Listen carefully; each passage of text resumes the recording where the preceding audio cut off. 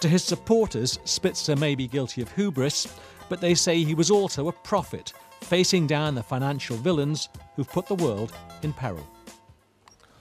Well, you can see the Storyville documentary about Eliot Spitzer, Client 9, The Call Girl and the Governor tomorrow at 10 p.m. on BBC4. But let's talk now to Eliot Spitzer, who's in New York. Mr. Spitzer, I don't want to talk so much about that as what's happening in capitalism now. This Occupy movement, which began in the States and has spread over here and to various other places around the world, is tapping into a deep anxiety in society. People may not agree with the tactics, but it's tapping into an anxiety about what's happened to capitalism, that there's been a profound change somehow in the way that capitalism works in much of the world. What do you think it is? Well, I think, as you just articulated it, that there is anger and frustration over the fact that the 1% at the very top of society are doing extraordinarily well. And just so it's clear, I'm a capitalist. I believe people should do well and should work hard to do well, but the system has to be fair. The system can't be rigged.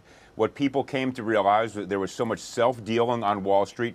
People were paying themselves huge bonuses and salaries by picking the pockets of the middle class and rigging the system. I believe in a fair market system that generates wealth, not an opportunity for the wealthiest to pick the pockets of the middle class and occupy Wall Street, and to a certain extent the Tea Party as well, sort of the analog of Occupy Wall Street on the far right, are there because of the frustration of the middle class that somehow those at the top are benefiting unfairly. Nobody worries that they benefit, but people worry when they benefit unfairly. Now, is this a failure of regulation, or is it somehow a more profound moral change that people just think differently about their relationship with society?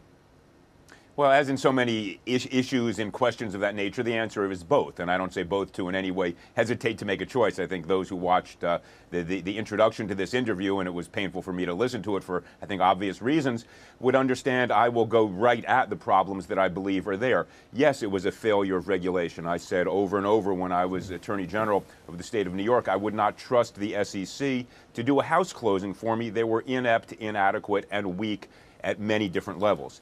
On the other hand, it was also a moral failure on the part of those who are running major companies, who viewed it as their only obligation to make as much money as they could, and they too often overlooked their fundamental obligation to honesty and integrity in the marketplace. And so we are now at a moment where we have to rebuild the very premise on which we operate our financial services sector in order to rebuild the jobs in the middle class that are at the heart of our domestic economy here in the United States, and likewise in England and the rest of Europe. Has anything changed as a consequence of the crash? Well, I think there has been a serious questioning of much of what led up to it, but I'm not sure we have yet learned the right lessons.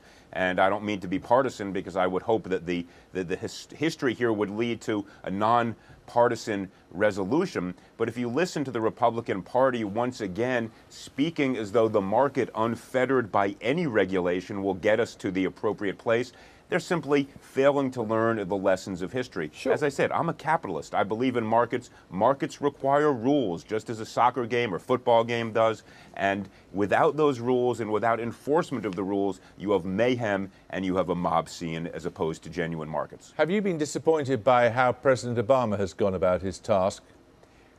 Well, look, I have been in an executive position and know how difficult it is to effectuate change. Having said that, yes, I have been disappointed in what Tim Geithner has done. In particular, Tim Geithner was in charge of the New York Fed, the entity that oversaw the markets. He created the structure that collapsed. He has not been a voice for reform anywhere close to adequate to the task, in my opinion. I think there are other voices, and I think that you can look to the Bank of England, Mervyn King, and others in Europe who have been much more articulate and forceful in recognizing and pinpointing and highlighting some of the changes we need, the separation of commercial and investment banking, eliminating proprietary trading, the so-called Volcker rule. Do you regret that because of what happened, you can't be part of this process?